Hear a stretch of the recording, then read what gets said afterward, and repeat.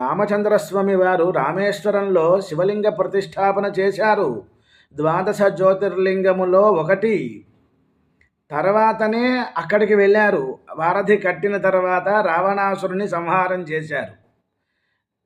తిరుగు ప్రయాణంలో ఆ కల్పంలో జరిగి ఉంటుంది. అందుకని ఈ యొక్క 24వ త్రేతాయుగంలో అనగా వైవస్వత మన్వంతరంలో జరిగినటువంటి రామాయణము ఈ యొక్క పుష్పక విమానం ఎక్కిన తర్వాత అనగా రావణాసురుని సంహారం చేసి విభీషణుడికి పట్టాభిషేకం చేసి ఈ యొక్క అనేక మంది దాసదాసీలు పరివారంతో సహా కోలాంగులు ఈ యొక్క వానరులతోనూ అదేవిధంగా మనకి స్వామివారి యొక్క పరివారం ఎంతమంది ఉన్నారు? చాలా అద్భుతం, మహాద్భుతం, పద్మార్భుతం అంటారు. అటువంటి సైన్యం పద్మపుర ఈ యొక్క పుష్పక విమానం ఎక్కినప్పుడు ఒకరు ప్లేస్ ఉంటుంది, ఒకరికి మొత్తం